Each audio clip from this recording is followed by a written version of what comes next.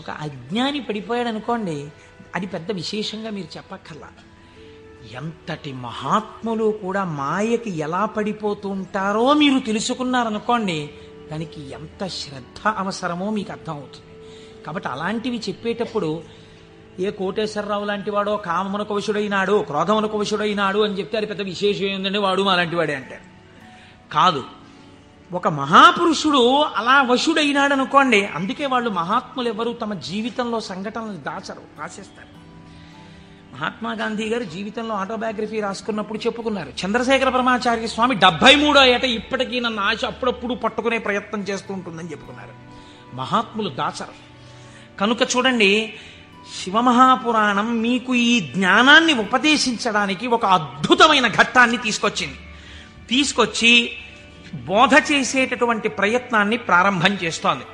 ఒకానొక సమయంలో నారద మహర్షి హిమవత్ పర్వతము యొక్క క్రింది భాగమునందు గంగానది ప్రవహించేటటువంటి ప్రాంతంలో పరమశివుడు ఎక్కడ కూర్చుని తపస్సు చేశాడో అటువంటి గుహలో కూర్చుని పరబ్రహ్మమును గూర్చి తపస్సు చేశాడు. తపస్సు చేస్తున్నప్పుడు ఇంద్రుడు మన్మధుణ్ణి పిలిచి ఒక మాట చెప్పాడు. తపస్సు చేస్తున్నాడా? తపస్సు అంటే భగవంతుని యందు మనస్సు లగ్నమై ఉండాలి.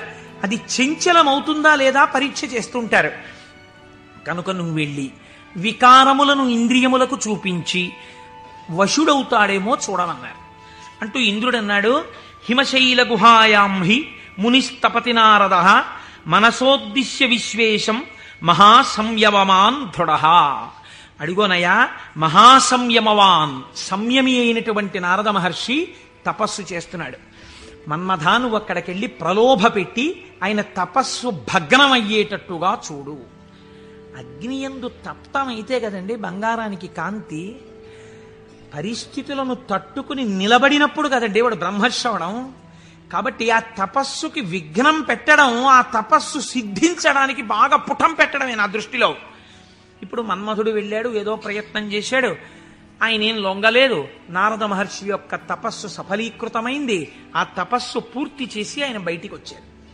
చిత్రం చూడండి, ఇంతసేపు అన్నిటినీ విడిచిపెట్టి ఒక గుహలో కూర్చొని పరబ్రహ్మానుసంధానం చేసి గొప్ప తపస్సు చేసినటువంటి నారద మహర్షి ఎక్కడికి వెళ్ళారు? ఎవరి గురించి తపస్సు చేశారో వారిని సాకారముగా చూడ్డానికి కైలాస పర్వతానికి వెళ్ళారు. వెళ్ళి ఏమని చెప్పాలి? ఈశ్వర, మీ అనుగ్రహం నా చేత తపింపచేసి తపస్సునందు నాకు సాక్షాత్కరించి నాకు జ్ఞానభిక్ష పెట్టారని చెప్పాలి. కానీ ఆయన వెళ్ళి అన్నాడు, ఇది మాయ కమ్మడం అంటే ఎంత గమ్మత్తుగా ఉంటుందో చూడండి. ఈశ్వర, హిమవత్ పర్వత ప్రాంతంలో ఉన్నటువంటి గుహలో కూర్చుని నేను తపస్సు చేశాను. మన్మధుడు వచ్చి నా మీద బాణాలు వేసే ప్రయత్నం చేశాడు. కానీ నేను ఆ మన్మథ బాణములను లెక్క పెట్టలేదు. కామమును జయించాను అంటే ఈశ్వరుడు చేసిన పని నేను చేశానని చెప్పుకోవడం స్వోత్కర్ష. కాబట్టి నేను కామమును జయించాను, జయించి నేను తపస్సు యందు సిద్ధిని పొందాను అన్నాడు. అంటే శంకరుడు నవ్వాడు. ఇక్కడ మీరు శివుడు చెప్పిన మాటని చాలా గట్టిగా పట్టుకోవాలి. ఆయన అన్నాడు, బాగుందయ్యా, చాలా చక్కటి మాట చెప్పావు, చాలా సంతోషం. కాముణ్ణి జయించావా? మాటలా కాముణ్ణి జయించడం అంటే జయించిన వాడికి తెలుస్తుంది. అందుకు కదా నాకు వచ్చి చెప్పావు. నేను సంతోషించాను. కానీ నారదా, నీకొక్కటి చెప్తాను, గుర్తుపెట్టుకో. అయిననొక మాట చెప్పెదా, మానసమున నుంపు దీని మరువకుమెప్పుడున్ మౌనీంద్ర వైకుంఠునితో నుడువకు నీ తపంబు తోరపు సిద్ధిన్. నాకు చెప్పావు కదా నేను కాముణ్ణి గెలిచానని. నీకు అలవాటు కదా వైకుంఠానికి కూడా వెళ్ళి నారాయణ దర్శనం చేస్తావు. ఉన్నది ఒక్కటే పరబ్రహ్మమైన అన్ని రూపాలుగా చూడడంలో నీకు ఆనందం. అక్కడ మాత్రం ఇలా చెప్పకే, నా దగ్గర చెప్తే చెప్పావు అన్నాడు. ఏదో ఇలాగే చెప్తాడు ఈ పెద్ద ఆయన, ఏడు పెద్ద పట్టించుకునేది అనుకున్నాడు. గురువుల మాట తిరస్కరించడం అంటే ఇదే. అనుష్ఠానములోకి రాని విద్య, అది శ్రవణమునకు పనికొస్తుంది అంతే. సినిమా కథలా ఎందుకది? అనుష్ఠానంలో పెట్టినప్పుడు ఎందుకు ఇంకా వేదాంత విద్య? ఇప్పుడు ఆయన బయలుదేరి ఎవరి దగ్గరికి వెళ్ళాడు? ఈయన దగ్గర నుంచి ఆయన దగ్గరికి వెళ్ళేటప్పుడు మధ్యలో తండ్రి గారు సృష్టికర్త దగ్గరికి వెళ్ళాడు. ఎవరు అసలు కాముణ్ణి గెలిచాడో ఆయన దగ్గరికి వెళ్ళి నీతో నేను ఈక్వల్ స్టేటస్ పొందానని చెప్పడం సంతోషం. అందులో ముందు శివుడి దగ్గరికి వెళ్ళాడు, తర్వాత నాన్నగారికి చెప్దాను లేని తండ్రి గారి దగ్గరికి వెళ్ళాడు. ఈ మాట నువ్వు శ్రీమన్నారాయణుడికి చెప్పకేం వైకుంఠంలో అన్నదాన్ని అసలు లక్ష్యమే పెట్టలేదు. అందుకని బ్రహ్మగారి దగ్గరికి వెళ్ళి ఈ మాట అడగలేదు. ఎందుకండి శివుడు ఇలా అన్నాడు అని అడగలేదు. అడగకుండా వెళ్ళి మళ్ళీ ఇదే చెప్పాడు బ్రహ్మగారి దగ్గర. నాన్నగారు నేను తపస్సు చేశానండి, మన్మధుడు వచ్చి బాణాలు వేశాడండి, అయినా నేను చెల్లించలేదండి, కాముణ్ణి గెలిచాను, తపస్సు యందు సిద్ధిని పొందాను అన్నాడు. అంటే బ్రహ్మగారు అన్నాడు, ఊరే నాన్న అలా అనకూడదురా, నేను నీకో మాట చెప్తాను విను. మున్నట శంకరుండు తపముల్ ఒనరించుచున్న మన్మధుండన్నిటలాక్షు గెల్వచని అంతము చెందే తదీయదేవి ఆ పన్నగ భూషణం కొలిచి భర్తననుంగునిగాగనుందే ఆ పుణ్యపు భూమి శాంకర విభూతి జయించితి నీవు కాముని. నువ్వు ఎక్కడ కూర్చుని తపస్సు చేశావో అక్కడ ఇతపూర్వం పరమశివుడు కూర్చుని తపస్సు చేశాడు. అక్కడికి మన్మధుడు వస్తే ఆయన తన మూడవ కంటి మంట చేత మన్మధుణ్ణి కాల్చేశాడు. మన్మధుడు బూడిదైపోయాడు. రతీదేవి ప్రార్థిస్తే వేరొక రూపంతో నీ భర్త నీకు కనపడతాడని వరం ఇచ్చాడు. ఆ ప్రాంతంలో మన్మథ బాణములు పనిచెయ్యకపోవడానికి కారణం ఇతపూర్వం శంకరుడు తపస్సు చేయడం. అక్కడికెళ్ళి కూర్చుని నువ్వు తపస్సు చేసి నేను గెలిచానంటావేమిటి? అలా చెప్పకూడదు, తప్పది. అందుకని నేను కాముణ్ణి గెలిచాననుకో, నువ్వు కాముణ్ణి గెలవడానికి కారణము ఇతపూర్వము ఈశ్వరుడు అక్కడ తప్పించుట. అది శివప్రజ్ఞ, నీ ప్రజ్ఞ కాదు, నువ్వు అలా అనకు. అంటే మనం ఏదైనా సాధిస్తే ఇది ఈశ్వరానుగ్రహము చేత సాధింపబడినది అనాలి. అంతేకాని నారదుడు తప్పు చేశాడని మనం ఇంటికి వెళ్ళిపోతే ఇంకెందుకు? ఆయనకి తీర్పు చెప్పడానికి మనం అక్కర్లేదు. మనం కూడా ఏదైనా సాధించినప్పుడు ఇది ఈశ్వరానుగ్రహముతో సాధింపబడినది అన్నమాట మాత్రమే వాడాలి తప్ప మన యందు నిక్షేపించుకోకూడదని. బ్రహ్మగారు ఈ మాట చెప్తే ఏమిటో నాన్నగారు కూడా ఇలాంటి మాటలన్నీ చెప్తారు, శంకరుడు తపస్సు చేస్తే మాత్రం నా మీద బాణాలు వేస్తే నేను తట్టుకున్నానా లేదా? ఆయన చెప్పద్దని చెప్పాడు, విష్ణుమూర్తికి చెప్పక ఈ మాట అన్నాడు. ఎందుకని మీరు బాగా గుర్తించాలి. శాంభవీ మాయ, వైష్ణవ మాయ అని రెండు మాటలు వాడతారు. పరమశివుడి భార్యగా శాంభవి ఏ మాయ స్వరూపంలో ఉంటుందో అదే వైష్ణవ మాయగా ఉంటుంది పురుష స్వరూపంతో ఉంటే. నువ్వు ఈ మాటలు చెప్తే నీకు బాగా అనుభవంలోకి వచ్చేటట్టు ఒకసారి దింపి పైకెత్తుతాడు, బాగా అనుభవంలోకి వస్తుంది, కొత్త కథ వస్తుంది. ఎందుకు వచ్చింది అక్కడ చెప్పకని చెప్పాడు ఆయన. పెద్ద బుద్ధితో చెప్పాడు, వినాలి కదా ఆయన. ఆయనకి మాయలో దిగి ఓసారి తొట్టుపడ్డమే బాగా నచ్చింది. మన బుద్ధి నారదుడి మీద పెట్టి చెప్పకూడదు, ఆయన మహానుభావుడు. నారదుడంటేనే జ్ఞానం, అంతటి వాడికి తప్పలేదు మాయ. ఇప్పుడు ఆయన వైకుంఠానికి వెళ్ళాడు. వైకుంఠానికి వెళ్ళి గబగబా ఎదురొచ్చి, ఏమిటి నారదా ఈ మధ్య కనపట్టలేదు అని ఎదురొచ్చాడు నారాయణుడు. ఎదురొస్తే ఏం చెప్పమంటారు స్వామి, నేను తపస్సు చేశాను, మన్మధుడు వచ్చి నా మీద బాణాలు వేశాడు, నేను చెల్లించలేదు, నేను తపస్సునందు సిద్ధి పొందానన్నాడు. అయిపోయింది, చెప్పద్దన్న చోట చెప్పేశాడు. అనకరా అన్న మాట అనేశాడు. ఏమొచ్చింది ఇప్పుడు దానివల్ల? నేను వెంకటాచలంలో దర్శనం 3 మాటలు చేశానండి, ఈ లైన్లోంచి వెళ్తున్నప్పుడు బయటికి వచ్చేసే లైన్లోంచి లోపలికి పంపించే లైన్లోకి దూరిపోయి 2 మాటలు దర్శనం చేసుకున్నాను అన్నారు అనుకోండి. అది పాపమా పుణ్యమా మీరు ఆలోచించండి. ఈశ్వరుణ్ణి దొంగచాటుగా మీకు ఆ టిక్కెట్టు మీద ఒక్కసారి చూసిరా, మీకు ఎంత దర్శనం లభ్యమైతే కోట్ల జన్మలు తపించిన వాళ్ళకి దొరకని ఈశ్వరుడు నాకు ఈ మాత్రం లభించాడని సంతోషంగా బయటకు వస్తే కృతార్థత. దొంగతనంగా దూరిపోయి 2వ మాట వెళ్ళొస్తే నాకు మీకు తెలియదేమో, ఈశ్వరుడికి తెలియదండి, వెంకటేశ్వరుడికి. అంటే దొంగతనంగా 2వ మాట వచ్చావా నన్ను చూడ్డానికి అని దానికి తగిన ఫలితం ఆయన ఇస్తే ఏమవుతావు? ఎందుకు వచ్చినల్లది? ఇవే అక్కర్లేని పనులు, చెయ్యొద్దన్న పనులు చేయడం అంటే ఇలాగే ఉంటాయి. కాబట్టి ఆయనకి చెప్తే ఆయన వెంటనే అన్నాడు, అబ్బబ్బబ్బబ్బా ఎంత గొప్ప పనో, ఏది మళ్ళీ చెప్పు అన్నాడు. నేనండి తపస్సు చేసి మన్మథ బాణాలు పడితే లొంగకుండా సిద్ధి పొందాను. అబ్బా ఎంత గొప్ప విషయమయ్యా నారదా, ఎంత సంతోషంగా ఉందో నాకు. ఎవరు చేయగలరాయా ఈ పని? శివుడు చేశాడు, నువ్వు చేశావు. ఆయనకి అర్థమైపోయింది. ఓహో, అంటే ఇప్పుడు ఈయనకి బాగా పుటం పెట్టి జ్ఞానము లోపల నిలబడేటట్టుగా చెయ్యవలసిన అవసరం ఏర్పడింది. అంతేకాని ఆయన్ని చిన్నబుచ్చడం కాదు, తొట్టుపడకుండా నిలబెట్టాలి మనం అయితే ఇప్పుడు. కాబట్టి చాలా సంతోషమోయ్ అని కౌగిలించుకుని వెళ్ళిరా అన్నాడు. ఇప్పుడు మాయ ప్రారంభం అయిపోయినట్టే కదండి, అది నడిపిస్తుంది ఎటు వెళ్ళాలో. ఈయన బయలుదేరి వెడుతున్నాడు. వెడుతూ ఒక రాజ్యంలోకి వెళ్ళాడు. ఆ రాజ్యాన్ని పరిపాలించేటటువంటి రాజు పేరు శీలనిధి, ఆయన కుమార్తె పేరు శ్రీమతి. వెళ్ళి ఆ శీలనిధి అనబడేటటువంటి రాజు యొక్క అంతఃపురంలోకి వెళ్ళాడు. మహానుభావుడు నారదుడు వచ్చాడన్నాడు, స్వాగతం చెప్పారు. పాదములు కడిగారు, తీసుకొచ్చారు, కూర్చోపెట్టారు. వాళ్ళ అమ్మాయిని తీసుకొచ్చారు. అమ్మాయినికి నమస్కారం చెయ్యమ్మా అన్నారు. ఆ పిల్ల నమస్కారం చేసింది. మా పిల్లకి ఎటువంటి వరుడు వస్తాడో చెప్పండి అన్నారు. ఆ పిల్ల యొక్క చెయ్యి చూసి త్రికాలవేది నారదుడంటే తెలియందే ఉందండి. ఆయన అన్నాడు, లక్ష్మీదేవికి భర్త ఎవడో, ఎవడు సర్వవ్యాపకుడో, ఎవడు నిరంతరము లోకము చేత పూజింపబడుతుంటాడో, ఎవడు మహానుభావుడో అటువంటి శ్రీ మహావిష్ణువుకు ఈమె ఇల్లాలవుతుంది అన్నాడు. అక్కడ వరకు బాగా చెప్పాడు. కానీ ఆమెని చూడగానే కామాన్ని కదా గెలిచానన్నాడు. ఈవిడ నా ఇల్లాలైతే ఎంత బాగున్నో అనిపించింది. కానీ ఆవిడ జాతకంలో ఏముంది? శ్రీ మహావిష్ణువు భర్త అవుతారని ఉంది. ఈ అమ్మాయికి పెళ్లి ఎలా చేద్దాం అనుకుంటున్నావు అని అడిగాడు. రేపు స్వయంవరం పెట్టామండి, స్వయంవరంలో ఈమె వరమాల వేస్తుంది అంటే విష్ణువు సాకారుడై వస్తాడు ఈ సభలోకి. ఇప్పుడు మళ్ళీ వెనక్కి తిరిగి వైకుంఠానికి వెళ్ళాడు.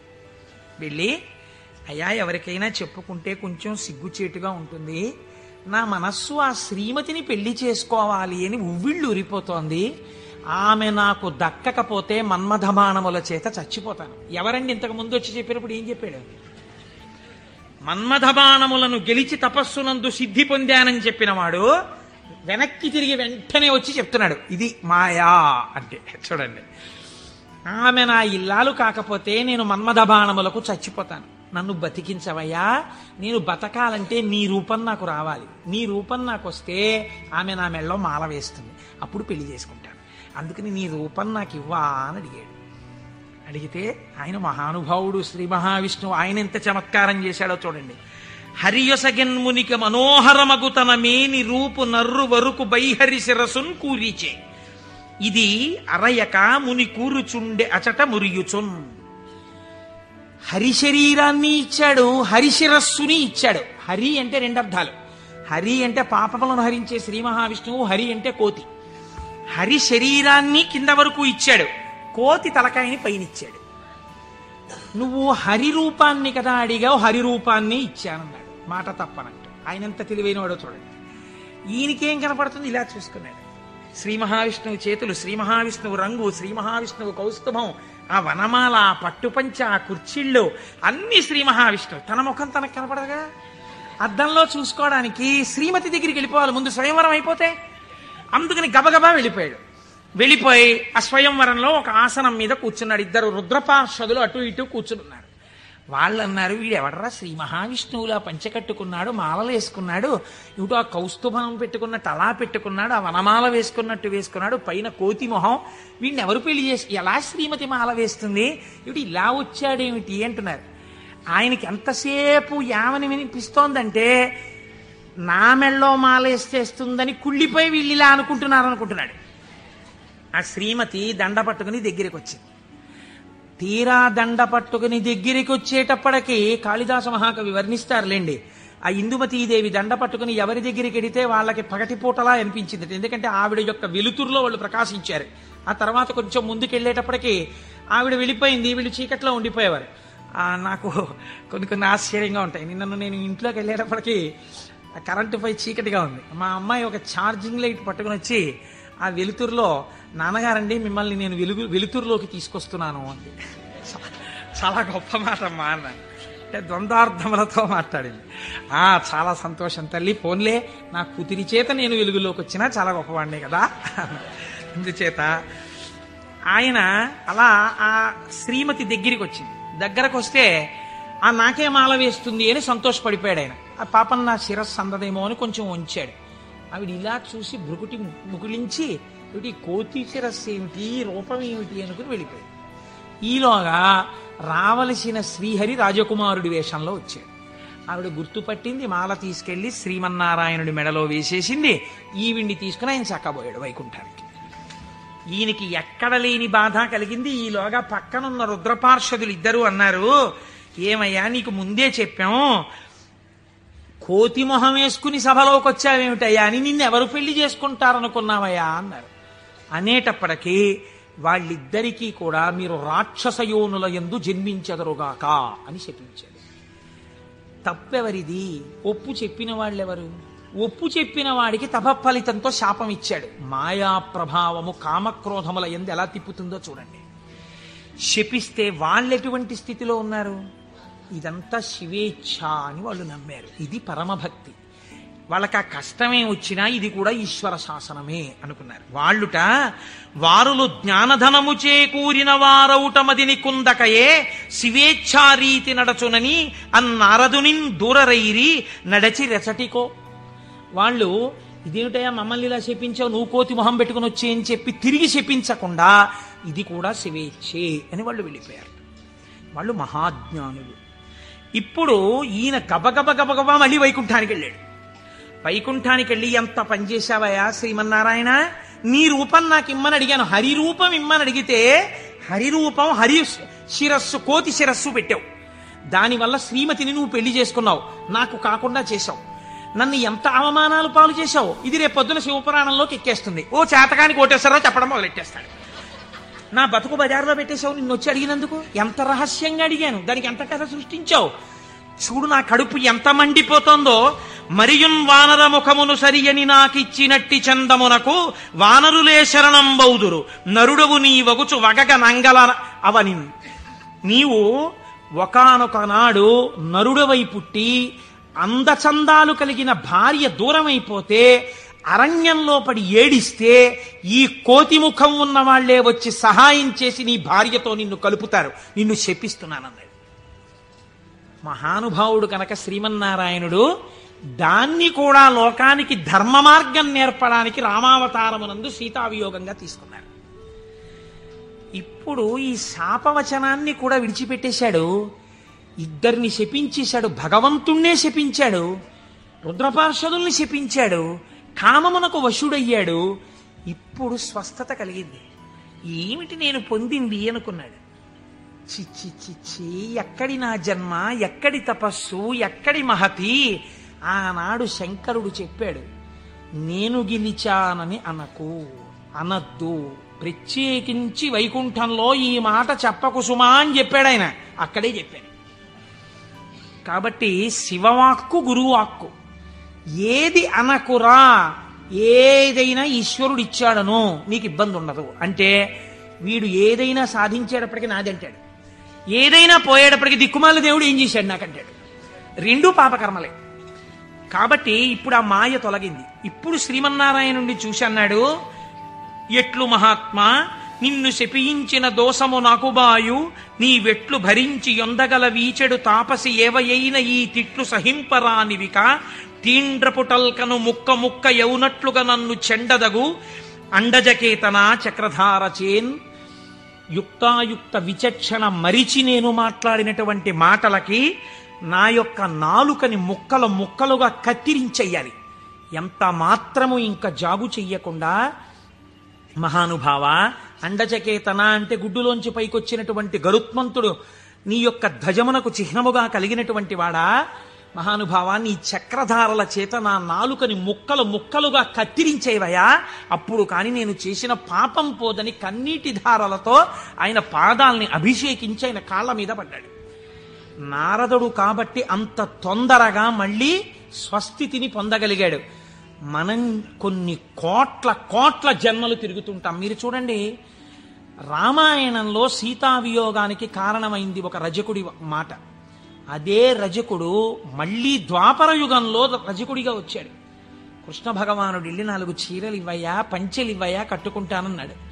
ఎట్టట్రా మనుజేంద్ర చేలములు మీ కియ్యంబాడియే మిరలుం కట్టంబోలుదురే, పయోఘృతదది క్షీరంబులన్ మెక్కి ఇట్లాడంజనుగాక, గొల్లలకు మీకి భంగి నోరాడిడిన్ కట్టా ప్రణంబులు కొలుపోయదుసు మీ కంసోద్ధతిన్ బాలక. ఆయన 4 పంచెలు ఇవ్వరా అంటే వీడు ఇన్ని మాటలు మాట్లాడాడు. ఎట్టెట్రా, ఏంట్రా నీకు రాజుగారి బట్టలు కావలసి వచ్చాయా? బాగా నందవ్రజంలో పాలు వెన్న తిని ఒళ్ళు కొవ్విందా? నీకు రాజు పంచెలు కావాలా? పంచె కట్టుకోవడం కాదురా, ఈ మాట తెలిస్తే కంసప్రభువుకి ఏమవుతావో తెలుసా, ముక్కలైపోతావు అన్నాడు. అంటే కృష్ణ భగవానుడు అన్నాడు, అన్నయ్యా ఇంకొక అవకాశం ఇచ్చి చూశా, సరేనని ఒక పంచె ఇస్తే చేసిన పాపం తీసేద్దామని చూశా. యుగం మారిపోయినా వీడి బుద్ధి మారలా. ఈ తల ఇక మామూలుగా పనికిరాదు, నీ గుద్దొక్కటి గుద్ది 1000 వ్రక్కలు చేయన్నయా శిరస్సునన్నాడు. ఒక్క గుద్దు గుద్ది 1000 ముక్కలు చేశారు. నోటి మాట సంస్కారంగా ఉండాలి. మాట సంస్కారంగా ఉండడం మొదట నేర్చుకుంటే చాలా తప్పులు దిద్దబడిపోతాయి. అందుకే శివుడు చెప్పింది ఈ మాట వైకుంఠంలో చెప్పకు. నీవు ఏది చేసినా ఈశ్వర ప్రజ్ఞకి ముడిపెట్టు. నీ కొడుక్కో ర్యాంక్ వచ్చింది, ఇది ఈశ్వరానుగ్రహం అండి. మా అబ్బాయికో ర్యాంక్ వచ్చింది. నువ్వు మంచి పంచె కట్టుకున్నావు, ఈశ్వరానుగ్రహం అండి. ఓ పంచె కట్టుకున్నాను. నువ్వు ఒక ఉపన్యాసం చెప్పగలిగావు, అది పరమేశ్వరానుగ్రహం అండి. నా చేత ఒక ఉపన్యాసం చెప్పించాడు, ఈశ్వరానుగ్రహం అండి. నేను శివమహాపురాణం వినగలిగాను అను.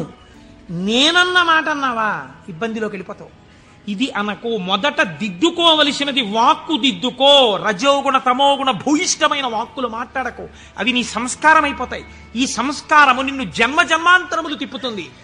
నారదుడు కాబట్టి మహానుభావుడు గంటలో సర్దుకున్నాడు. మనం ఎంతటి వాళ్ళం. మాయ ఎంత గొప్పదో చూడండి. ఇది మహేశ్వర శక్తి. ఈ మాయ ఎలా తొలగుతుంది అంటే దీనికి ఒక్కటే లక్షణం. ఆ మాయయే అమ్మవారి స్వరూపం. మీరు గట్టిగా ఆవిడ పాదాలు పట్టుకున్నారనుకోండి, పట్టుకుంటే ఆవిడే మిమ్మల్ని దగ్గరికి తీసుకుని, అందుకే చేతిలో పాశం పట్టుకుని ఉంటుంది. ఈశ్వర భక్తిని మీకిచ్చి మీ చేత ఈశ్వర సేవ చేయించి ఈశ్వరుడిలో మిమ్మల్ని ఆవిడే కలుపుతుంది. ఆవిడే ఆ పనినంతటినీ తీసుకుంటుంది. ఇది చిత్రంగా ఉంటుంది. ఎలా ఉంటుందంటే తరచుగా చెప్తూ ఉంటాను నేను ఒక కత్తి నేను అలా వెడుతూ ఉంటే రోడ్డు మీద ఒక దొంగ పరిగెత్తుకుంటూ కత్తి పట్టుకుని నా వెనక వచ్చాడు అనుకోండి, నేను పరిగెడుతుంటాను. దొంగ కత్తి పట్టుకుని నా వెంట పరిగెడుతుంటాడు. నేను ముందు పరిగెడతాను, నా వెనక దొంగ పరిగెడుతుంటాడు. పరిగెడుతుండగా దొంగ రాయి తన్నుకుని పడిపోయి కత్తి అంత దూరంలో పడిపోయింది అనుకోండి. ఇప్పుడు నేను నిజానికి దొంగనేం చేయగలిగిన ధైర్యం నాకేం లేదు, కానీ కత్తి తీసుకుని ఇలా నిలబడ్డాను. నేను దొంగ పరిగెడుతున్నాడు. ఇప్పుడు ఎందుకు పరిగెడుతున్నాడు? దొంగ చేతి కత్తి నా చేతిలోకి వచ్చింది. ఇన్నాళ్ళు మిమ్మల్ని తిప్పిన కామం, ఆ కామపాశాలు అమ్మవారి పాదాలు పట్టుకుంటే భక్తి పాశాలుగా మారిపోయాయి. ఈ మార్పుకి మీరు అమ్మవారి పాదాలు పట్టుకుంటే చాలా ఆవిడ మాయాశక్తి. ఇటు తిప్పిన ఆవిడ అటు తిప్పేస్తుంది. మాయాపాశాన్ని భక్తిపాశం చేసేస్తుంది. లోకమనందు తిరిగిన పంచతన్మాత్రల్ని ఈశ్వరుడి వైపుకి తిప్పేస్తుంది. తిప్పేసి ఈశ్వరుడిలో కలిపేస్తుంది. కాబట్టి ఇప్పుడు మీరు మాయా అన్న అవనికని పైకెత్తి శివుడితో కలుపుతుంది. ఇది మహేశ్వరుణ్ణి చేరుకోవడానికి మార్గం. ఆ మార్గమునకు మొట్టమొదటి పొరపాటు వాక్కునందు కలుగుతుంటుంది. ఈ వాక్కునందు అలా చెయ్యకో. ఈశ్వర ప్రజ్ఞని గుర్తెరుగు, ఈశ్వరానుగ్రహాన్ని గుర్తెరుగు. ఇది మనకి బోధ చెయ్యడం ఈ మహేశ్వరనామమును, మహేశ్వరనామాన్ని అడ్డుపెట్టి మనకి నేర్పింది. ఇదే పరమశివుణ్ణి పక్కనే ఒక చిత్రమైన నామంతో పిలుస్తారు, శంభు అని పిలుస్తారు. శంభు అంటే ఏమిటో తెలుసా అండి? శం అంటే నిరతిశయమైనటువంటి సుఖము లేదా సుఖము. భావయతి కల్పించువాడు. మీరు చూడండి, ఒక వస్తువు ఉంటుంది. ఆ వస్తువు యొక్క సుఖానుభూతిని మీరు ఎప్పుడు పొందుతారు? ఒక వస్తువు యొక్క సుఖానుభూతిని మీరు ఎప్పుడు పొందగలరు అంటే ఆ వస్తువు మీ చేత అనుభవింపబడినప్పుడు. ఉదాహరణకి నాకు ఒక లడ్డు అంటే చాలా ఇష్టం అనుకోండి. ఆ లడ్డూని తీసుకొచ్చి మీరు ఇలా చూపించి, కోటేశ్వరారు మీకోసమే తెచ్చాం ఈ లడ్డు అన్నారనుకోండి. నేను ఆ లడ్డూని ఇలా చూసి నా కోరిక తీరిపోయి అంటానా? అనను. మీకోసమే అన్న చేతిలో పెట్టారు, చాలా బాగుంది అని ఇలా పెట్టుకుని తినబోతాను. తినకండి, మీకు ఈ లడ్డూ ఎందుకు తెచ్చానో మీకు శుభవార్త చెప్పాలి, అది చెప్పాక తిందురు కానీ. ఇప్పుడు నా కోరిక తీరిపోయిందా? తీరలేదు. ఆయన శుభవార్త చెప్పబోతుంటే సెల్ ఫోన్ మోగింది. ఉండండి చెప్తాను అని అక్కడికి వెళ్ళి గంట సేపు మాట్లాడుతున్నాడు. లడ్డూ ఇలాగే ఉంది, నేను ఇలాగే ఉన్నాను. తీరిందా? తీరలేదు. ఆయన తర్వాత వచ్చి ఏదో చెప్పి ఇప్పుడు తినండి అన్నాడు. ఇప్పుడు నేను దాన్ని తీసి ఇలా నాలుక మీద పెట్టుకుని అలా పడేశాను. గభాలన కంట్లో ఏదో పడి ఇలా అన్నాను, అది కింద పడింది. తీరిందా నా కోరిక? తీరలేదు. నాలుక మీద పడింది రెండో ముక్క, అమ్మయ్యా అన్నాను. ఇప్పుడు నా కోరిక తీరింది కదండి. వస్తువు ఉండడానికి, అది మీ అనుభూతిగా మారడానికి మధ్యలో చాలా తేడా ఉంటుంది. ఈ శక్తి మీ యందు నిలబెట్టేవాడు ఈశ్వరుడు. అందుకే ద్రాపే అంధస్సస్పతే దరిద్రం నీలలోహిత అంటుంది రుద్రాధ్యాయం. సుఖమునకు కావలసిన వస్తువు ఉండడం వేరు, సుఖముగా బ్రతకడం వేరు. ఒకడు కోటీశ్వరుడు ఉంటాడు, కానీ వాడు నిన్న రాత్రి మిగిలిపోయినటువంటి చద్దన్నాన్ని ఇవాళ మధ్యాహ్నం పులిసిపోయిన పెరుగుతో తింటాడు. కేవలం సుఖానుభవం కాదు, లోకములు 3 రకాలుగా ఉంటాయి. ఒక లోకము కేవలము సుఖాలు అనుభవించడానికే ఉంటుంది, స్వర్గాది లోకములు. అక్కడ దుఃఖము యొక్క స్పర్శ ఉండదు, సుఖాలు అనుభవిస్తారు. ఇంకొక లోకం ఉంటుంది, అక్కడ సుఖం అన్నది ఉండదు, ఎప్పుడు ఏడుపులు, పెడబబ్బలు, కేకలు, అరుపులు, భయంకరంగా ఉంటుంది. అది నరకం. సుఖం దుఃఖం 2 ఉంటాయి. ఓ రోజున తప్పట్లు కొట్టేస్తూ పొంగిపోతూ నేనే నేనే అంటుంటాడు, ఇంకో రోజున కుమిలిపోతూ ఏడుస్తూ ఉంటాడు. అదే భూలోకం. ఇక్కడ కొన్నాళ్ళు సుఖం, కొన్నాళ్ళు దుఃఖం. పొద్దున్న 10ంటికి సంతోషంగా ఉంటాడు, సాయంకాలం 4ంటికి ఏడుస్తూ ఉంటాడు. సుఖం దుఃఖం 2 అనుభవిస్తూ ఉంటాడు. సుఖ దుఃఖములు 2 ఉన్న భూలోకమునందు మీరున్నారు. ఇక్కడి నుంచి బాగా గుర్తుపెట్టుకోండి, మీకు 2 మార్గాలు ఉన్నాయి. ఒకటి, పూర్ణ దుఃఖమును కలిగిన లోకంలో కన్నా వెళ్ళొచ్చు, పూర్తి సుఖం కలిగిన లోకంలో కన్నా వెళ్ళొచ్చు. సుఖ దుఃఖాలు కలిగిన లోకంలోకి ఇంకా మీకు టికెట్ లేదు. అంటే మళ్ళీ ఎందుకండి ఇందులోకి? కాబట్టి ఒంటి మీద కొరడాలతో కొట్టేస్తూ, మరిగిపోయిన నూనెలో ముంచేస్తూ, ఏదో చీవు నెత్తురు నదుల్లో ముంచేస్తూ అది కావాలా? హాయిగా సంతోషంగా పెద్దలతో కూర్చుని ఏదో ఆనందంగా ఉండడం, అమృతం తాగడం, ఇలాంటివి కావాలా? అంటే లౌకికంగా కోరుకుంటే పోనీ స్వర్గం కోరుకోండి. నరకానికి ఎడదాం అనుకోకూడదంటే మీకు ఒక లక్షణం ఉండాలి. వెంటనే మీకోటి కావాలి. ఏమిటి కావాలి? పాపము చేయకుండా ఉండుట. పాపం చేస్తే కదా నరకం. కాబట్టి పాపం చెయ్యకూడదు. ఇది సంభావయతి, మంచి భావములను ఇచ్చుట. ఇది ఎలా వస్తుంది అన్నారు శాస్త్రంలో. ఇది ఎలా కలుగుతుందండి అన్నారు. దీనికి ఒక ప్రతిబంధకం ఉందండి, అంత తేలిక కాదు. శివమహాపురాణం మీ జీవితాన్ని కరెక్ట్ చేస్తుంది. మీరు చూడండి, ఒక తేలిక మాట, ఒక వెలితి మాట ఒకటి మనం మాట్లాడతాం. కోటేశ్వరారు చతుర్ముఖ బ్రహ్మగారు మేము లలాటం మీద రాసేశాడండి, రామాయణం చెప్పు, భాగవతం చెప్పు, శివపురాణం చెప్పని చెప్పేస్తారు మీరు. మా లలాటం మీద రాసేశాడు, చీకటి పడేటప్పటికీ మాకు ఎటో లాగేస్తుంది మనస్సు వెళ్ళిపోమ్మని, అందుకని మేము రామ్ పురాణానికి అంటాడు ఒకడు. అది తప్పు. అలా ఉండమని చెప్పలేదు శాస్త్రం. తిలకధారణము అన్న మాట ఎందుకు ఇచ్చారో తెలుసా అండి? మీ యొక్క ఆలోచన సరళిని మార్చుకొని గత జన్మలుగా తరువుకొస్తున్న వాసనలని జయించడానికి, మీకు పార్వతీ పరమేశ్వరుల అనుగ్రహం కలగడానికే మీరు విభూతి తీసుకుని లలాటమునందు పెట్టుకుని, బొట్టు తీసుకుని ఆజ్ఞాచక్రం మీద పెట్టుకుంటారు. ఇప్పుడు పార్వతీ పరమేశ్వరులు మీ లలాటమునందు వసించి ఉన్నారు. దీనివల్ల ఏం జరుగుతుంది అంటే, లలాట లిఖితారేఖ పరిమాస్త్రం నశక్యతే. ఇది కదా సామాన్య సిద్ధాంతం.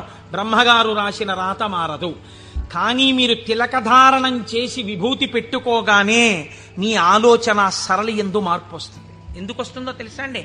మీరు చూడండి, ఒక ఆయన దగ్గరికి మీరు వెళ్ళేటప్పటికీ ఇలా విభూతి పెట్టుకుని ఇంత బొట్టు పెట్టు కూర్చున్నాడు అనుకోండి, ఈయన అడిగితే కొంచెం సౌమ్యంగా చెప్తారేమో అనిపించేస్తుంది మీకు గబుక్కుని. వెంటనే ఏమీ లేకుండా కొరకొర చూస్తున్నాడు అనుకోండి, బాబా ఆయన దగ్గరికి ఎందుకు లేండి అనిపిస్తుంది. అసలు మీరు భస్మ బొట్టు కనపడేటప్పటికి సాత్విక ప్రవృత్తి ముఖంలో కనపడిపోతుంది.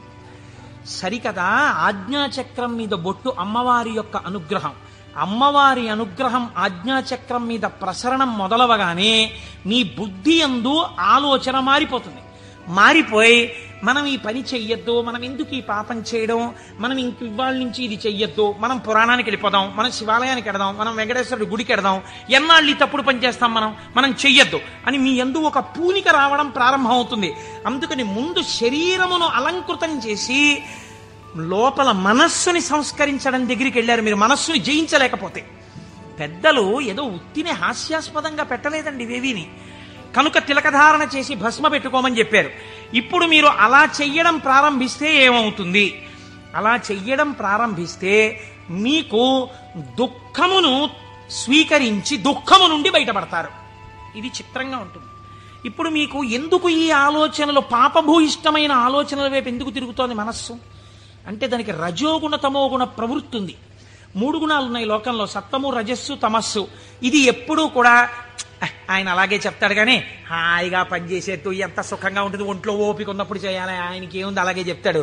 అలా చెప్తా అలా చేస్తూ కూర్చుంటానేంటి, సుఖంగా అనుభవించు అంటుంది.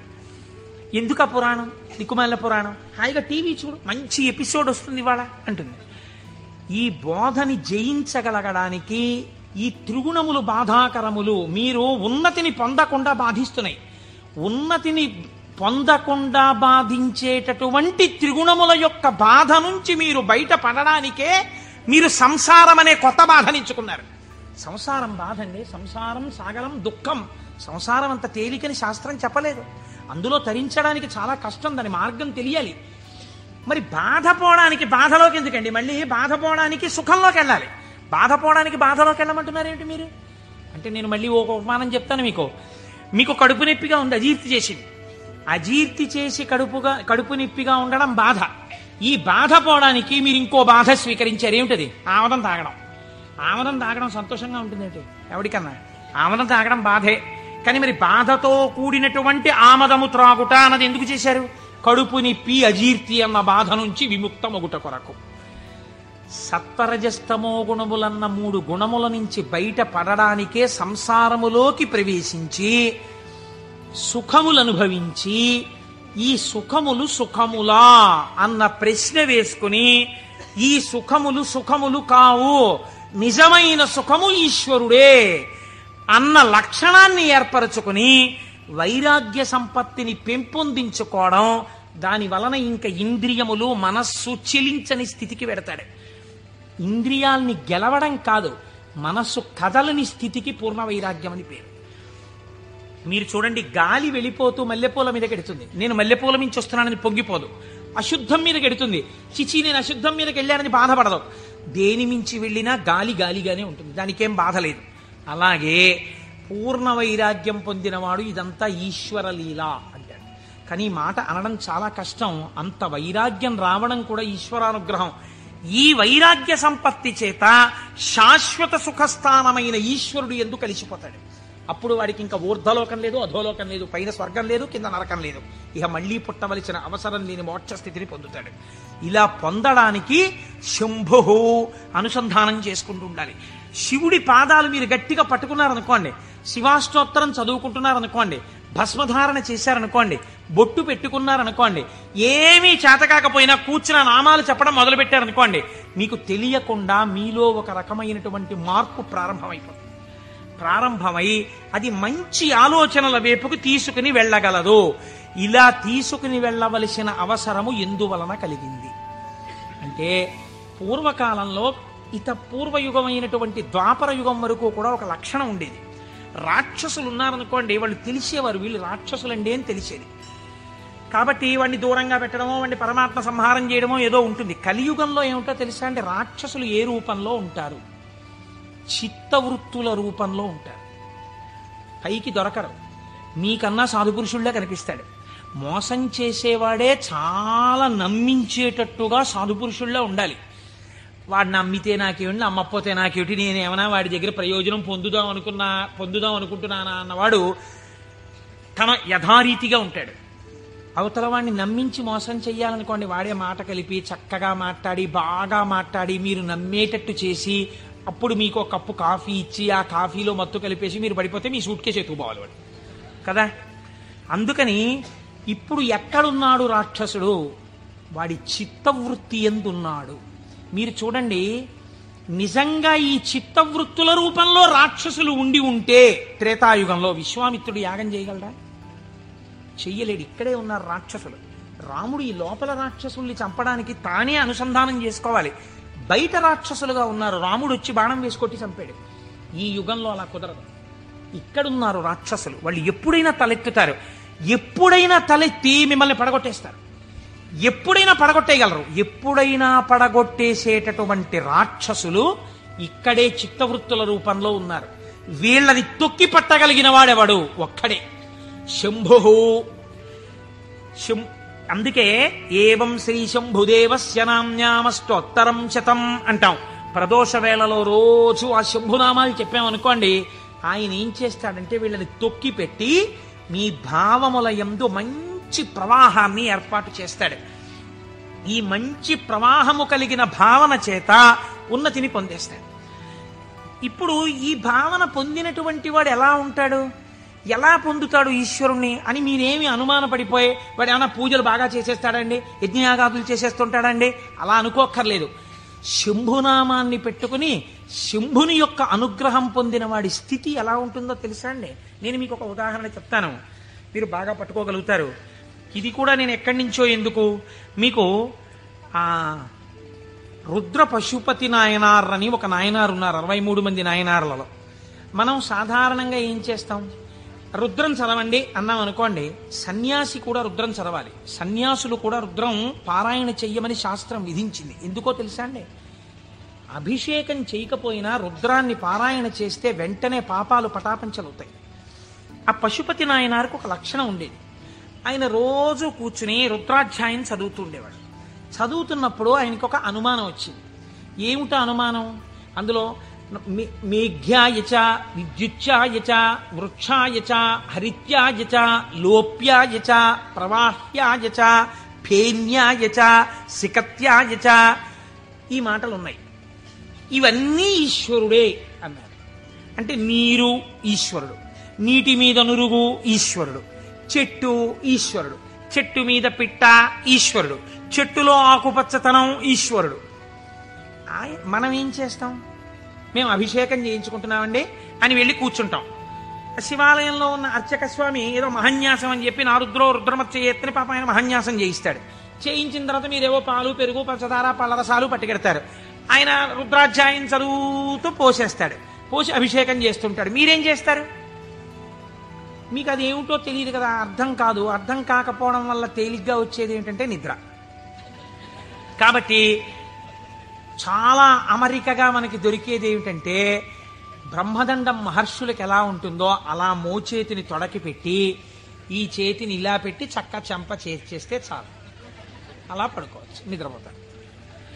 మళ్ళీ ఆయన ఎక్కడో గంట ఏదో కొడతాడు, కొడితే తెలివి వస్తుంది. తెలివి వచ్చాక మళ్ళీ పాపం తాపత్రయం ఉండదని నేను అన్నాం. మళ్ళీ ఓసారి లేచి ఏదో చేస్తున్నాడు, అల్లరవుతోంది మళ్ళీ అని చెప్పేసి కాసేపు మళ్ళీ పడిపోతాడు. దీని వలన ఏమైనా ప్రయోజనం ఉందా? మీరు చేసిన అభిషేకమునందు, నేను ఇలా అడిగానని మీరు ఏమనుకోకండి, నన్ను మన్నించండి, ఒక మెట్టు పైకెక్కడానికి కాలు ఇలా ఏమైనా లేచిందా మీకు ఉపాసనలో? అంటే నేను అభిషేకం చేయించుకోవద్దని, శివాలయానికి వెళ్ళొద్దని నేను చెప్పట్లా, చేయించుకోవాలి అరిష్టం పోవడానికి. కానీ మీ ఉపాసనలో మీరు మెట్టు ఎక్కారా? కాదు కదా. ఇది రుద్రం పారాయణ చేయడం అంటే ఇది. ఆయన అన్నాడు, ఆ నాయనారు, ఆయనకు ఒక చిత్రమైనటువంటి ఆలోచన వచ్చింది. ఆయన తిరుమలయార్ అనబడేటటువంటి ప్రాంతంలో ఉండేవాడు. ఆయన ఈ రుద్రం చదివి చదివి చదివి చదివి అన్నాడు, ఆకాశం ఈశ్వరుడు, మేఘం ఈశ్వరుడు, నీరు ఈశ్వరుడు, నురుగు ఈశ్వరుడు, చెట్టు ఈశ్వరుడు, పిట్ట ఈశ్వరుడు. కాబట్టి నేను ఇంట్లో కూర్చుని ఇవన్నీ చెప్తుంటే ఉపయోగం ఏంటి? నేను ఈశ్వరుడిలో చేరిపోయి ఈశ్వరానుభూతిని పొందుతానన్నాడు. ఓ రోజు తెల్లవారకట్ట ఎవ్వరికీ చెప్పకుండా లేచి 4 గంటలకో వెళ్ళిపోయాడు బయటికి, ఊరి బయటికి వెళ్ళిపోయాడు. ఆ కొండ మించి ఒక సెలయేరు జాలువారుతోంది. గబగబా వెళ్ళాడు. ఆ సెలయేట్లో నడుంలోతు నీళ్లలో నించున్నాడు. నించుని చెట్టు వంక చూశాడు. నిశ్శబ్దంగా ఉంది వాతావరణం. ఆ కొండ కనపడింది, చెట్లు కనపడ్డాయి, చెట్ల యొక్క ఆకుపచ్చని కొమ్మలు కనపడ్డాయి. అంత నిశ్శబ్దంలో గలగల పారుతున్నటువంటి సెలయేటి శబ్దం వినపడుతోంది. ఆ నీటి మీద వెళ్ళిపోతున్న నురుగు కనపడింది. ఆయన వెంటనే ఆ ఒంటికి తగిలిన చల్లతనంలో ఈశ్వరుడు కౌగిలించుకున్న అనుభూతిని పొందాడు. ఇవి ఈశ్వరుడు కదా, నేనిప్పుడు ఈశ్వరుడిలో ఉన్నాను నీటిలో. కాబట్టి నేను నా కళ్ళతో చూస్తున్న మేఘం ఈశ్వరుడు, నేను మొలలోతులో ఉన్నది ఈశ్వరుడు, ఇలా వెడుతున్నది ఈశ్వరుడు, నేను చూస్తున్న ఆ కదులుతున్న ఈశ్వరుడు. నాకు ఇంట్లో చదువుతున్నప్పుడు అలా బిగిసిపోయినట్టుగా ఉన్న ఈశ్వరుడు కనపడేవాడు. ఇప్పుడు ఇన్ని చేతులతో కాళ్లతో కదులుతూ నన్ను కౌగిలించుకున్నాడు ఈశ్వరుడు అని గట్టిగా గొంతెత్తి నమ పేన్యాయచ సికత్యాయచ ప్రవాహ్యాయచ వృక్షాయచ హరిత్యాయచ లోప్యాయచ అని పారాయణ చేశాడు. ఆ పారాయణ చేస్తూ ఆనందం అనుభవించేసి బయటికి రాలేక బయటికి వచ్చేవాడు. బయటికి వచ్చి ఒళ్ళు తుడిచేసుకుని పొడి బట్ట కట్టుకుని ఇంటికి వెళ్ళిపోయేవాడు. మళ్ళీ మధ్యాహ్నం అయ్యేది. ఆ చెరువు దగ్గరికి వెళ్ళి సంధ్యావందనం చేసుకుంటాననేవాడు. మళ్ళీ వెళ్ళిపోయేవాడు. వెళ్ళిపోయి మళ్ళీ అందులో నించునేవాడు. మళ్ళీ శివుడు అబ్బా కదులుతున్నాడు. అవుగో అవే ఆయన చేతులు, నా స్వామి ఇలా ఇలా అంటున్నాడు, చేతులు ఊపుతున్నాడు, రా రా రా అని పిలుస్తున్నాడు, అవే కొమ్మల రూపంలో ఊగుతున్నాయి. నా స్వామి ఇదిగో ప్రవహిస్తున్నాడు. నా స్వామి వేదం ఋషులకి చెప్పినప్పుడు ఇలాగే వినపడి ఉంటుంది, అదిగో ఝరి శబ్దం వినపడుతోంది అన్నాడు. మొన్న మేము తిరుమల వెళ్ళి పాండవుల తీర్థం కింద దగ్గర కూర్చుంటే వెనకాతల నుంచి నదీ ప్రవాహం వెడుతుంటే చప్పుడు వచ్చింది. కాసేపు ఆగి మీరు ఆ శబ్దాన్ని వినండి అన్నాను నేను. ఆ వినండి అనడం వెనకాతల నా భావన అదే. ఇప్పుడు ఈశ్వరుడు చెప్తున్నటువంటి వేదం ఋషులకు ఎలా చెవుల్లో వినపడిందో అలా నాకు ఈశ్వరవాణి వినపడుతోంది అన్నాడు. మళ్ళీ నిలబడిపోయాడు. మళ్ళీ నమ సోమాయ రుద్రాయ చ నమస్తామ్రాయ చ అరుణాయ చ నమ శంగాయ చ పశుపతయే చ నమ ఉగ్రాయ చ భీమాయ చ అంటూ మళ్ళీ రుద్రం చదువుతూ మళ్ళీ అంతటా ఈశ్వరుడే నన్ను గట్టిగా పట్టుకున్నాడు నీళ్లలోని. అదే ఈ చల్లతనం. ఎంత చల్లగా ఉంటాడో మా స్వామి. ఒంటి నిండా చల్లటి పాములు, చంద్రమౌళి, ఆ గంగా చల్లగా ఉంటాడు కదా, చల్లగా నన్ను పట్టేసుకున్నాడు. బాబోయ్ ఎంత గట్టిగా పట్టుకున్నాడో, ఎంత గట్టిగా పట్టుకున్నాడో అన్నాడు. నీళ్లల్లో మునిగానం లేదు, ఈశ్వరుడు నన్ను గట్టిగా పట్టుకోవడం వల్లే నాకు ఇంత చల్లగా ఉందన్నాడు. ఈశ్వరుడు పట్టుకోవడం వల్ల అబ్బా నాకు ఎంత సంతోషంగా ఉందో అన్నాడు. ఈ సంతోషంలో రుద్రం చెప్తున్నానన్నాడు. అవుగో ఇలా చేతులు ఊపుతున్నాడన్నాడు. అంత ఈశ్వరుణ్ణి చూస్తున్నాడు. చూస్తూ పొంగిపోతూ ఆ రుద్రం తడబడిపోతూ చెప్పేవాడు. మళ్ళీ పైకి వచ్చేవాడు, పొడిబట్ట కట్టుకునేవాడు, వెళ్ళిపోయాడు. మళ్ళీ బాగా చీకటి పండించేవాడు. ఒక్కసారి అక్కడ కూర్చుని జపం చేసుకుంటానని మళ్ళీ వెళ్ళేవాడు, మళ్ళీ నీళ్లలో దిగేవాడు. మళ్ళీ ఈశ్వరుడు గట్టిగా పట్టుకున్న అనుభూతి పొందేవాడు. మళ్ళీ రుద్రం చెప్పేవాడు. ఇది కొన్నాళ్ళు అయిపోయిన తర్వాత ఏమైందంటే తను అలా అడుగులేసి ఎడుతుంటే గాలి ఇలా తగిలేది. కాళహస్తి నుంచి వాయులింగ రూపుడైన నా స్వామి వచ్చి నన్ను ఒక్కసారి ఇలా పిలిచి కోటేశ్వరరావు ఒకసారి పలకరిద్దామని వచ్చాను కాళహస్తి నుంచి అంటున్నాడు. అమ్మా స్వామి తగిలాడు ఇక్కడ, అబ్బా స్వామి నమస్కారం అంటున్నాడు. ఇప్పుడు ఎక్కడ లేడు ఆయనకి. అలా వెడుతూ పైకి చూశాడు. అబ్బో అనంతంగా పెరిగిపోయిన నా స్వామి ఆకాశ రూపంలో కనపడుతున్నాడని మళ్ళీ నమస్కారం చేసేవాడు. కపర్ది నమ కపర్దినీచా అనేవాడు. ఇలా రాను రాను రాను రాను ఏమైపోయిందంటే ఎవరు కనపడినా ఆయనకి ఈశ్వరుడే కనపడేవాడు. ఆఖరికి పరిగెత్తి పారిపోతూ దొంగ కనపడేవాడు. నమ చోరాయచ, పరిగెత్తుతున్న దొంగలో నా స్వామి కనపడుతున్నాడు అనేవాడు. మరి అంతేగా చెప్పింది రుద్రం. ఇలా అంతటా ఈశ్వర దర్శనం చేసి ఎక్కడ పడితే అక్కడ ఆగిపోయి నమస్కారం చేయడం అలవాటైపోయింది. ఈ అలవాటైపోతే శంకరుడు అన్నాడు, ఇక నేను తప్ప ఇంకొకటి కనపడని నీకు నాలోకే తీసుకోవాలని తనలోకి తీసేసుకున్నాడు. శివుడిలో ఏకమైపోయి తాను శివుడైపోయాడు. ఇప్పుడు చెప్పండి, భావన చేత మోక్షాన్ని పొందాడా లేదా? రుద్ర పశుపతి నాయనారని ఆయనకి పేరు. 63 మంది నాయనార్లలో ఆయన ఒకరు. మీరు అలా కూర్చుని ఏవో పదార్థాలు అట్టుకుని నమో ఓం నమో నమస్తే అస్తు భగవన్ విశ్వేశ్వరాయ మహాదేవాయ త్రయంబకాయ త్రిపురాం తకాయ త్రికాగ్రికాలాయ కాలాగ్ని రుద్రాయ నీలకంఠాయ మృత్యుంజయాయ సర్వేశ్వరాయ సదాశివాయ శ్రీమన్మహాదేవాయ నమః అంటూ ఎన్ని పాలు పోసినా ఎన్ని నీళ్లు పోసినా ప్రయోజనం లేదని నేను అన్నా. కానీ ఏమి రమించింది మీ మనస్సు? నీటిలో నిలబడిన వాడికి రుద్రం అనుభూతిలోకి వచ్చేసింది. మనకెక్కడొచ్చింది అనుభూతి? ఒక ఏటి గలగలల యొక్క శబ్దంలో మీరు ఈశ్వరుణ్ణి అనుభవించగలగాలి. ఒక పిట్ట పాటలో మీరు ఈశ్వరుణ్ణి అనుభవించగలగాలి. మీకు తగిలిన గాలిలో ఈశ్వరుణ్ణి అనుభవించగలగాలి. ఇది సంభావయతి. ఇప్పుడు ఏమైంది? నిరతిశయ సుఖప్రదాతయ్యి ఉన్నాడు.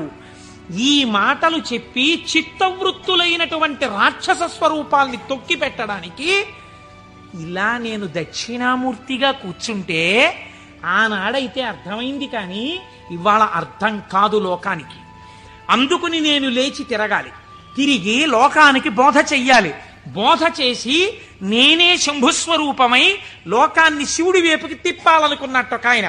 ఎవరైనా దక్షిణామూర్తి మౌనాన్ని విడిచిపెట్టేట. విడిచిపెట్టి మహానుభావుడు ఎలా నడిచి వెళ్ళాడు అన్నారు. అజ్ఞానాంతర్గహన పతితానాత్మ విద్యోపదేశైః త్రాతుం లోకాన్ భవదవ శిఖాతాపపాపచ్యమానాన్ ముక్త్వా మౌనం వటవిటపినో మూలతో నిష్పతంతి శంభోర్మూర్తిశ్చరతి భువనే శంకరాచార్య రూపా. ఆనాడు ఇలా కూర్చుంటే అర్థమైంది, కానీ ఇవాళ నేను వటవృక్షం కింద ఇలా మౌనంగా కూర్చుంటే ఎవ్వరికీ అర్థం కాదు. వీళ్ల చిత్తములలోనే ఉన్న రాక్షసులను తొక్కి పెట్టడానికి నేనే వెళ్ళి నలుచరగులా నేనే తిరిగి నేనే నిలబడి వీళ్ళు ఏ స్థాయిలో ఉన్నా వాళ్ళని ఉద్ధరించడానికి కావలసిన స్తోత్రముల దగ్గర నుంచి భాష్యముల వరకు ఇద్దామని ఆ దక్షిణామూర్తి మౌనమును విడనాడి ఈ భూమండలము మీద శంకరాచార్య రూపముగా తిరిగారట. ఆయనే ప్రథమ గురువై జగద్గురువై మహానుభావుడయ్యాడు. శివానందలహరి, సౌందర్యలహరి, బ్రహ్మసూత్ర భాష్యం దగ్గర నుంచి ప్రస్థానత్రయ భాష్యాల వరకు ఇచ్చారు. ఇహమునందు ఐశ్వర్యము కావాలంటే కనకధార వరకు ఇచ్చారు. అటువంటి శంకరాచార్యుల వారి దగ్గర ప్రారంభమైన గురు పరంపర నీటి మా గురువుల వరకు కొనసాగుచునే ఉన్నది. ఆ గురువాక్య శ్రవణమే నా లోపలనున్న రాక్షసులను తొక్కి పెట్టగలిగినటువంటి శక్తి స్వరూపము. ఆ గురువు మాట నేను విన్నానా అంతే. ఆ చిత్తవృత్తులు నన్నేం చేయలేవు, ఆ రాక్షసులు నన్నేం చెయ్యలేరు. శంభావయతి, నా యందు మంచి భావములు ప్రవేశించి ఈశ్వరాభిముఖుడనై శం నిరతిశయ సుఖస్వరూపమైన శివుని యందు కలిసి నేనే శివుడనగుచున్నాను. అటువంటి స్థితిని నాకు కలగడం కోసమే మహానుభావుడైన పరమాత్మ నాకు ఈ ఉపకారం చేశారు. ఇటువంటి జ్ఞానము కలగడము దేనివల్ల కలుగుతుంది అన్నారు. ఇటువంటి జ్ఞానమే శంభుస్వరూపం మీకు కటాక్షిస్తుంది. అందుకే శంభు అన్న నామం అంత గొప్ప నామమైంది. పరమశివుని యొక్క రూపాలలో ఆ శాంభవ స్వరూపం అంత గొప్పదైంది. ఆ నామాలు చెప్పుకుంటే చాలు మనం ఉద్ధరింపబడతాం. అందుకే కదా ప్రతిరోజు ప్రదోష వేళ చెప్పుకుంటున్నాం. ఈ చెప్పుకున్న ఫలితం ఏమిటో మనకు ఒక రోజున తెలుస్తుంది. తెలిసిన రోజున అయ్యా మనం ఎంత అదృష్టవంతులం, ఆ రోజున నామం చెప్పుకున్నాం అనుకుంటాం. మనకి పెద్దలు ఒక మాట చెప్తారు, శరీరమునందు ఆరోగ్యం లుప్తమవుతోంది అనుకోండి, ఆరోగ్యము మళ్ళీ పొందికగా కుదరాలంటే ఒక్కరి వలన మాత్రమే కుదురుతుంది. సూర్యోపాసన చెయ్యాలి, ఆదిత్య హృదయం చదువుకోవాలి. ఆరోగ్యం భాస్కరాదిచ్చేత్, శరీర ఆరోగ్యము మనస్సు ప్రశాంతముగా ఉండుట సూర్య భగవానుని యొక్క అనుగ్రహము వలన కలుగుతుంది. శ్రియమిచ్చేత్ హుతాశనం. ఇవాళే పొద్దున నేను ఒక ఉపనయనానికి వెళ్ళాను. ఆ ఉపనయనానికి వెళ్ళినప్పుడు మా దొరగారితో, చూశారా దొరగారు అగ్నిహోత్రాన్ని ఎలా ప్రార్థన చేస్తారో అని మా దొరగారికి చెప్తూ అక్కడ కూర్చున్నాను. ఆ అగ్నిహోత్రం చేసినప్పుడు అగ్ని కార్యం చేస్తూ ఆ అగ్నిహోత్రాన్ని అడుగుతారు, నాకు ఇవన్నీ, ఈ వీర్యము, ఈ పరాక్రమము, ఈ ఐశ్వర్యము, ఈ ధనము, ఈ సంపత్తి ఇవన్నీ కూడా నాకు ఆ హుతాశన నాకు ఇయ్యి అనగా, ఓ అగ్నిహోత్రమా నువ్వు నాకు కటాక్షించు అని అడుగుతారు. అందుకే అగ్ని కార్యం చెయ్యడానికి సమర్థత కలిగిన వాడైతే తానే అగ్ని కార్యం చేస్తాడు. నాకు లేదు అగ్ని కార్యం చెయ్యగలిగిన సమర్థత, ఏం చెయ్యాలి అన్నారు. ఇప్పుడు మీకు నేను ఒక ఉదాహరణ చెప్తా. రేపు ఫిబ్రవరి 11వ తారీఖున సుబ్రహ్మణ్యేశ్వర స్వామి వారి యొక్క హోమం జరుగుతుంది ఇక్కడ. ఆ హోమం జరిగినప్పుడు మీరు చెయ్యగలరా సుబ్రహ్మణ్య హోమం? ఆచంద్ర తారార్కం వంశం నిలబడాలి. ఎక్కడో ఒక చోట వంశం ఆగిపోయే ప్రమాదం రావచ్చు. కానీ ఒక్కసారి ఎవడు సుబ్రహ్మణ్యుడి కావిడి భుజం మీద పెట్టుకున్నాడో, సుబ్రహ్మణ్యుడికి హోమం చేశాడో వాడి వంశం ఆగదు. అటువంటి ప్రతిబంధకం ఉంటే తొలగిపోతుంది. ఇప్పుడు మీకు రాదా హోమం చేయడం, మరి మీరేం చెయ్యాలి అంటే, కలియుగమునందు పురుషార్థమును వెచ్చించు. అందుకని టికెట్ పెడతారు. దాని మీద డబ్బులు సంపాదించడానికి కాదు. ఒక టికెట్ పెడితే మీ ద్రవ్యాన్ని మీరు వినియోగించాలి. అది ఓ 1000 రూపాయలు అవుతుంది అనుకోండి, మీ దగ్గర 2000 పుచ్చుకోరు. ఎందుకు పుచ్చుకోకూడదు? అలా పుచ్చుకుంటే వీళ్ళు మోసం చేసినట్టు అవుతుంది. ఎంత అవసరమో అంత పుచ్చుకుంటారు. ఇప్పుడు మీరు ఈ ద్రవ్యం ఇచ్చి బాహ్య అంతఃశౌచమును పాటిస్తారు. అంటే స్నానం చేసి విభూతి పెట్టుకుని తిలకం పెట్టుకుని, లేదా మీరు ఏ సంప్రదాయమునందుంటే అటువంటి తిలకధారణ చేసి వచ్చి కూర్చుంటారు. ఆచార్యముఖేన మీ కొరకు ఆచార్యులు చేస్తారు. ఆ పదార్థములన్నింటి మీద మీ చెయ్యేసి మీ గోత్రనామాలు చెప్పి అక్కడ హోమం చేస్తారు. ఇప్పుడు ఈ హోమం ఎవరు చేసినట్టు? మీరు చేసినట్టు మీ ఖాతాలో పడిపోతుంది ఫలితం. కాబట్టి ఇప్పుడు ఏమవుతోంది? మీకు కావలసినటువంటి సుఖమునకు హేతువు కర్మ మార్గము చేత మీకు ఇప్పిస్తారు ఈశ్వరానుగ్రహంతో. ఇలా శ్రియం, అది ఏ రకమైన ఐశ్వర్యమైనా దేని వలన కలుగుతుంది? అగ్ని కార్యము వలన కలుగుతోంది. కాబట్టి శ్రియమిచ్చేత్ హుతాశనం, అగ్నిహోత్రము వలన మీకు ఐశ్వర్యము కలుగుచున్నది. ఈశ్వరాత్ జ్ఞానమన్విచ్చేత్, జ్ఞానదాత మహేశ్వర, ఈశ్వరుని యొక్క అనుగ్రహము వలన మాత్రమే జ్ఞానము కలుగుతుంది. ఆ జ్ఞానం ఇచ్చేవాడికే మహేశ్వరుడని పేరు. ఈ మహేశ్వరుడు ఎందుకు ఇస్తాడు? శంభునామాన్ని మీరు గట్టిగా పట్టుకుని ఆ నామాలతో పిలిస్తే, ఏవం శ్రీ శంభుదేవస్య శంభుదేవుని నామాలు ప్రదోషంలో పిలుస్తున్నారు అనుకోండి, మీరు పేరు పెట్టి పిలవగా పిలవగా పిలవగా పిలవగా ఏమవ్వాలి? ఆయన పలకాలి. పలికితే ఏమనాలి? మీ వంక చూసి ఏవం శ్రీ శంభుదేవస్య నామ్నామస్తోత్తరం శతం అంటున్నారు మీరు. 108 నామాలతో నిన్ను పిలిచాను. ఆయనకోసారి చూసి సరే పిలిచావు, నేను శంభుదేవుణ్ణి కాబట్టి ఏం చెయ్యాలి? నీ భావాలు మార్చి నిన్ను ఈశ్వరుడి వైపుకి తిప్పాలి. నీకు సత్ప్రవర్తన కల్పించాలి. నిన్ను చక్కటి వాడిగా రూపుదిద్దేటట్టుగా చెయ్యాలి. నన్ను నువ్వు పిలిచినందుకు నేను నీకు చెయ్యగలిగింది అదే. కాబట్టి ఇప్పుడు ఆయన మీకేం చేస్తాడు? ఇదే చేస్తాడు. మీరు ఆయన విసుక్కున్నా సరేనండి. లోకంలో ఒక నానుడు ఉంది, మీరు చూడండి. అమ్మా అమ్మా అమ్మా అన్నారు అనుకోండి, అమ్మ అంటుంది. ఆవిడ ఏదో పోపు వేయించుకుంటూ ఉంటుంది. అంటుంది. అమ్మా అమ్మా బా ఏమిటి అమ్మా అమ్మా అమ్మా చెప్పు ఏమిటో. అమ్మ నిన్ననే కాలేజీకి వెళ్ళానా అని మొదలు పెడతాను. నువ్వు ముందు తెవులు చెప్దు కాని విలే, కాలేజ్ టైం అయిపోతుంది అవతల అని పోపెడతా. అది చిన్న బుచ్చి అంటుంది పిల్ల. అంటే ఈ పో పెట్టేసి దగ్గరికి వచ్చి రా జడేస్తాను. ఇప్పుడు చెప్పు ఏమిటి చెప్తాను అనుకున్నావు? వినకూడదనుకున్నది అనేటప్పటికీ లొంగిపోయి ఫోన్లే పాపం వింటే మాత్రం ఏమవుతుందని జడవేయుట అనేటటువంటి ఉపచారం చేస్తూ మరీ వింది అమ్మ. ఎందుకు వింది? 4 మాటలు అమ్మ అమ్మ అమ్మ అన్నందుకు వింది. ఎలా వింది? మీకు ఉపచారం కూడా చేస్తూ వింది. అలా మీరు రోజు ప్రదోషంలో ఏవం శ్రీ శంభుదేవస్య ని శివ శివ శివ శివ అంటే ఆయన ఏం చేస్తాడు? ఓసారో 2 సార్లు అనొచ్చు. 3వ మాట ఏమంటాడు? ఓ సర్లే ఇంక నిన్ను చక్కగా తీర్చిదిద్దుతాను, సరేనా, అందరూ పొంగిపోయేటట్టుగా నీ ప్రవర్తన మారుస్తానంటాడు. ఇలా రావడానికి 10 మాటలు ఆయన విసుక్కున్నా మనం పిలవాలి. ఆయన అలా విసుక్కునేవాడు కాడు. కాబట్టి మనం రోజు చెయ్యగలిగిందేట నామం చెప్పడమే. ఈ నామము చేత మీరు శంభుని యొక్క అనుగ్రహాన్ని పొందాలి. ఇది శం, ఈ లోకంలో సుఖం దగ్గర నుంచి నిరతిశయ సుఖం వరకు, ఊర్ధ్వలోక సుఖం వరకు ఎంత సుఖం ఉందని మీరు అనుకుంటున్నారో అన్ని సుఖాల్ని మీకు ఇవ్వడం. దీన్నే కామకోటి అని పిలుస్తారు. కామకోటి అంటే కంచి కామకోటి పీఠం అంటారు.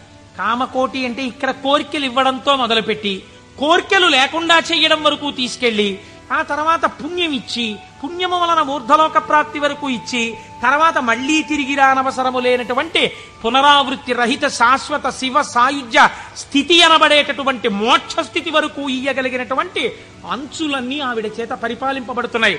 ఆవిడ అవనిక ఎత్తి ఈ కామకోటిలో నిలబెడుతుంది. ఈ కోటిలో ఏ మెట్టు మీద నువ్వు నిలబడతావో దానికి తగినట్టుగా నిన్ను నిలబెట్టడానికి ఈ నామాలు, ఆ ఈశ్వరానుగ్రహము నిన్ను రక్షిస్తున్నాయి.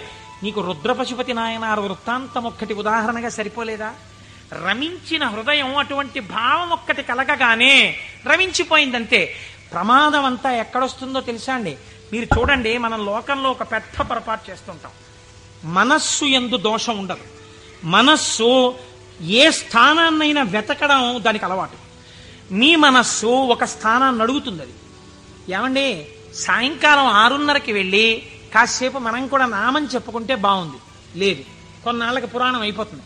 సాయంకాలం 6:30కి వెళ్ళి శివాలయం అరుగు మీద కూర్చుని అలా గుడి యొక్క ధ్వజస్తంభం దగ్గర గంటలు, చిరుగంటలు మోగుతుంటే, పక్షులన్నీ గోళ్లకి చేరిపోతుంటే, శివాలయంలో ఉన్నటువంటి ప్రధాన అర్చకుడి దగ్గర శిష్యులు పాఠం నేర్చుకుంటుంటే, ఆయన ఒక్క మాట చెప్తే వీళ్ళు 3 మాటలు చెప్తుంటే, గుళ్ళోకి వచ్చిన వాళ్ళు గంట కొడుతుంటే అవి వింటూ ఒక 20 నిమిషాలు కూర్చుంటే ఎంత ప్రశాంతంగా ఉంటుందో అంది మనస్సు.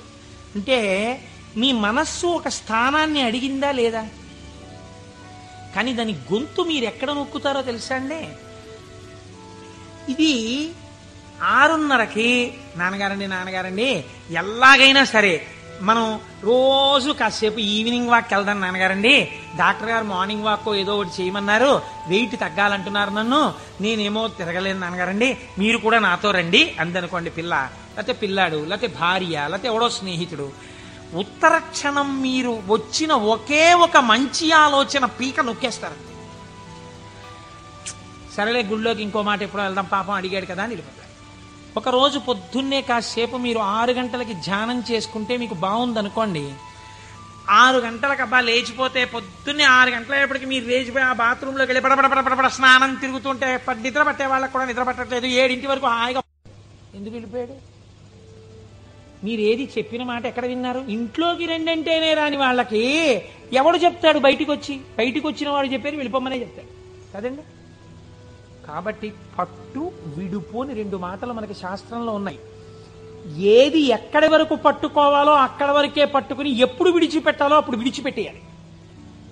అందుకే పట్టు విడుపు ఉండాలండి అని అంటారు. పట్టు విడుపు అన్నటువంటి శాస్త్రం మీకు అలవాటు అవ్వకపోతే శంభుదేవుని అనుగ్రహం జీవితంలో రాదు. కొన్ని పట్టుకోవాలి, కొన్ని వదిలేస్తుండాలి. ఇది విడిచిపెట్టేయకపోతే ఇంకా నా జీవితం వెళ్ళదు, నేను అటువైపు వెళ్ళడానికి కొన్ని వదలాలను వదిలిపెడుతూ ఉండాలి. అందుకే ప్రయత్నపూర్వకంగా రాజ్యం కూడా విడిచిపెట్టి వానప్రస్థానికి వెళ్ళారు. ఈ పట్టు విడుపు అంటే అక్కడ నేర్చుకోవడానికి ఇక్కడ కూడా నేర్చుకో. ఇక్కడే రాంది అక్కడే వస్తుందిరా నీకు, నేను ఏమి విడిచిపెడతావు? పట్టుకోవడం వచ్చు, విడిచిపెట్టడం వచ్చు. పైగా అదో క్వాలిఫికేషన్లా చెప్పడం ఏంటి? నేనండి ఇంకా పట్టానంటే వదిలిపెట్టనంటాడు ఒకడు. అంటే మూర్ఖుడివి, పాతాళంలోకి పోతున్నావు, అది గొప్ప. నాకు కోపం వస్తుంది కానండి, గవ్వుకున్నారన్నా పెద్దలు చెప్తే వెంటనే పక్కన పెట్టేస్తానన్నారు అనుకోండి, మీరు ఆయనకు పోల్దండి అయ్యారు. అంతేగాని నాకే గాని కోపం వచ్చిందా హరిబ్రహ్మాదులు వచ్చి చెప్పినా వినండి అంటాడు. వాళ్ళ కర్మ కాలిపోయిందా నీకు వచ్చి చెప్పడానికి? నీలోంచి వెళ్ళిపోతే చాలా చచ్చూరుకుంటారు. ఎందుకు వచ్చింది? ఏమిటా వ్యగ్రత? ఎందుకు వచ్చిన మాట? కనుక నేను ఈ మాటని ఎందుకు ఇంతలా నొక్కి చెప్తున్నానో మీరు సహృదయంతో అర్థం చేసుకోండి. ఒకవేళ నా వాక్కు యందు వ్యగ్రత ఉండి ఉండవచ్చు. శంభుని అనుగ్రహము వచ్చినా గుర్తెరగగలిగి ఉండాలి. ఆ గుర్తెరగనప్పుడు వచ్చిన అవకాశము వినియోగించుకోకపోతే మరొకసారి ఈశ్వరుడు ఇవ్వడానికి ఇష్టపడడు. కనుక మనకి అటువంటి మనస్సు కూడా కావాలి. ఈశ్వరా, నీ అనుగ్రహము మాయందు ప్రసరించినప్పుడు దాన్ని నిలబెట్టుకోగలిగిన స్థితిని కూడా నీవే అనుగ్రహించు అని మనం ఆ శంభుదేవుని పాదములు పట్టి ప్రార్థన చేసి